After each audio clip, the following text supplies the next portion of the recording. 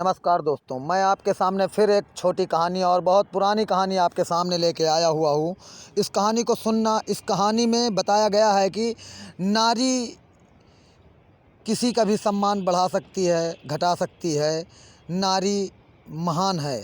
नारी नर्क का द्वार नहीं, नारी स्वर्ग का द्वार है। ये चीज़ मेरी कहानी में बताया गया है। मेरी कहानी को बहुत गौर से सुनना और समझने की ज़रूरत है। तो दोस्तों, मैं अपनी कहानी को शुरू करता हूँ। पुराने समय की बात है। एक राजा रहता था। वो बहुत समझदार और बहुत बुद्धिमान था और हर नई बात को जानने की इच्छा रखता था। उसके महल के आंगन में एक बकौली का पेड़ था। रात को रोज़ नियम से एक पक्षी उस पेड़ पर आकर बैठता और रात को चारों पहर के लिए अलग अलग 4 तरह की बातें कहता। पहले पहर में कहता था, किस मुख से मैं दूध पिलाऊं, किस मुख में मैं दूध पिलाऊं। दूसरा पहर लगते ही बोलता था, ऐसा कहूँ न देखा, ऐसा कहूँ न देखा। तीसरा पहर जब लगता तो फिर शुरू करता वो, अब हम करबै काह, अब हम करबै काह। इसके बाद जब चौथा पहर शुरू होता तो फिर वो कहने लगता था, सब ब्राह्मण यानी कि सब ब्राह्मण मर जाएं, सब ब्राह्मण मर जाएं। राजा रोज रात को जागकर पंछी के मुख के चारों पहरों की 4 अलग अलग बातों को सुनता रहता था और सोचता रहता था कि आखिर ये पंछी कहना क्या चाह रहा है, पंछी क्या कहता है। पर उसकी समझ में कुछ नहीं आ रहा था। राजा की चिंता बढ़ती गई। जब वो उसका अर्थ निकालने में असफल रहा तो वो हार कर उसने अपने पुरोहित यानी ब्राह्मण को बुलवाया और उससे सारा हाल सुनाया और उससे पक्षी के प्रश्नों का उत्तर पूछा। पुरोहित भी एक साथ उत्तर नहीं दे सके। उसने कुछ समय की मोहलत मांगी, समय मांगा और चिंतित होकर अपने घर वापस चलने को तैयार हो गया। उसके सिर में राजा की पूछी गई चारों बातों बराबर चक्कर काटती रही। वो बहुत परेशान था। बहुत कुछ सोचा, बहुतेरा सोचा, पर उसे कुछ जवाब न सूझा। अपने पति को देख करके ब्राह्मणी ने पूछा, तुम इतने परेशान क्यों दिखते हो, मुझे तो बताओ क्या बात है।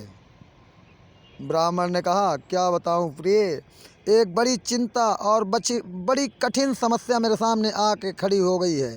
राजा के महल का जो आंगन है वहाँ एक बकौली का पेड़ है। उस बकौली के पेड़ में रात को एक पंछी आता है और चारों पहरों के नियत नियम से 4 अलग अलग बातें कहता है। राजा पंछी की उन बातों का मतलब नहीं समझ पाता है तो उसने मुझसे उसका मतलब पूछा है, पर पंछी की पहेलियाँ मेरी समझ में कुछ भी नहीं आई। राजा को जा कर के मैं क्या जवाब दूंगा, बस इसी वजह से मैं बहुत परेशान हूँ ब्राह्मणी, मैं बहुत परेशान हूँ। ब्राह्मणी बोली, पंछी क्या कहता है, ज़रा मुझे भी तो सुनाओ। ब्राह्मण ने चारों पहरों की चारों बातों का जिक्र किया और ब्राह्मणी को सुनाया। ब्राह्मणी सुनकर बोली, वाह, ये कौन सी कठिन बात है, इसका उत्तर तो मैं दे सकती हूँ। चिंता मत करो, जाओ राजा से जाकर कहो कि पंछी की चारों बातों का मतलब मैं नहीं, मेरी पत्नी बताएगी। ऐसा ही हुआ। आगे जा कर के घर से निकलते ही ब्राह्मण ने सीधा राज दरबार की तरफ चल दिए और ब्राह्मण राजा के महल में आ गए और बोले, महाराज, आप जो पंछी के प्रश्नों का उत्तर जानना चाहते हो उसको मेरी स्त्री यानी कि मेरी नारी बता सकती है। पुरोहित की बात सुनकर राजा ने उसकी स्त्री यानी उसकी नारी को बुलवाया और अच्छे से पालकी को सजवा करके ब्राह्मणी को लेने के लिए राजा ने पालकी भिजवा दिया। ब्राह्मणी पालकी में आ गई। राजा रानी ने उसे आदर सत्कार से बैठाया और रात हुई तो पहले पहर पंछी बोला, किस मुख में मैं दूध पिलाऊं, किस मुख में मैं दूध पिलाऊं। राजा ने कहा, पंडितानी सुन रही हो, पंछी क्या बोल रहा है। वह बोली, हाँ महाराज, सुन रही हूँ, वो अधकट यानी कि आधी बात कह रहा है।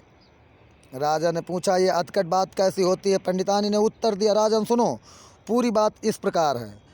लंका में रावण भयो 20 भुजा 10 शीस, माता की माताओं की जा का कहे, किस मुख दूध पिलाऊं, किस मुख में मैं दूध पिलाऊं? लंका में रावण ने जन्म लिया, उसकी 20 भुजाएं और 10 शीश थे। उसकी माता कहती है कि उसे उसके कौन से मुख से वो दूध पिलाए? राजा बोला, बहुत ठीक, तुमने क्या सही अर्थ लगा दिया।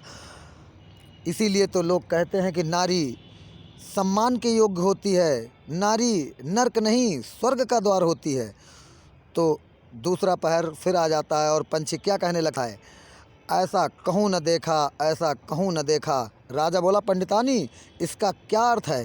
पंडितानी ने समझाया, महाराज सुनो, पंछी बोलता है, घर जम नवदीप बिना चिंता को आदमी, ऐसा कहूँ न देखा, ऐसा कहूँ न देखा। चारों दिशा सारी पृथ्वी नौखंड सभी छान डालो, पर बिना चिंता का व्यक्ति यानी बिना चिंता का आदमी नहीं मिलेगा। मनुष्य को कोई न कोई चिंता जरूर समय समय पे आती रहती है।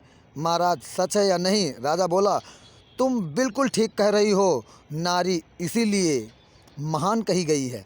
तीसरा पहर लग जाता है। पंछी रोज की तरह फिर अपनी बात को दोहराने लगता है, अब हम करबै का, अब हम करबै का। ब्राह्मणी राजा से बोली, महाराज इसका मर्म यानी का इसका उत्तर आपको बतला देती हूँ, सुनिए। 5 वर्ष की कन्या 2.5 ब्याह, बैठी करम बिसूरती, अब हम करबै का, अब हम करबै का।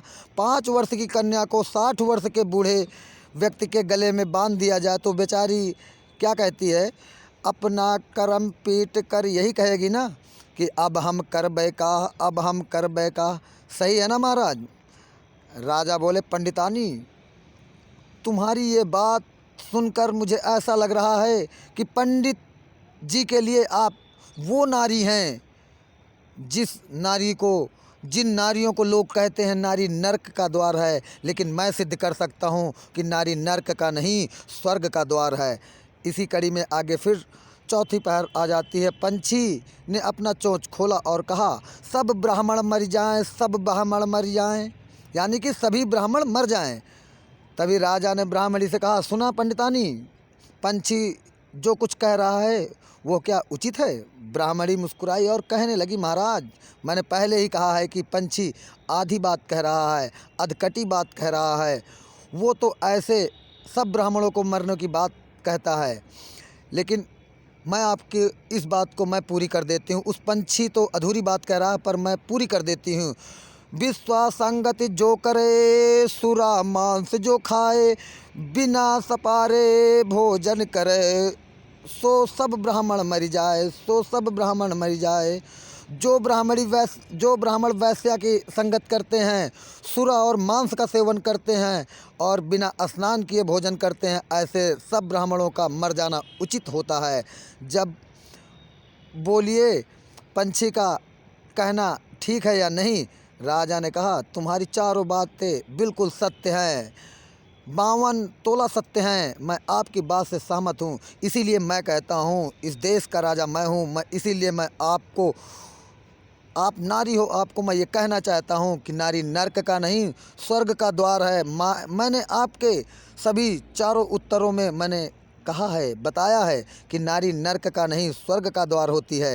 राजा और रानी ने उस ब्राह्मणी को, उस नारी को अच्छे कपड़े गहने दे करके उसे खूब सम्मानित किया और पालकी में सजा करके उसके घर भेज दिया। तो दोस्तों, इस कहानी में नारी के द्वारा ही यानी कि ब्राह्मणी के द्वारा ही उसके पति ब्राह्मण का उस राज दरबार में और मान सम्मान बढ़ता चला गया। इसीलिए दोस्तों मैं कहता हूँ नारी नर्क का नहीं स्वर्ग का द्वार है। मेरी कहानी से अगर आपको कुछ सीखने को मिला हो नारियों के प्रति, तो मेरे चैनल को लाइक व सब्सक्राइब शेयर ज़रूर करें। धन्यवाद दोस्तों।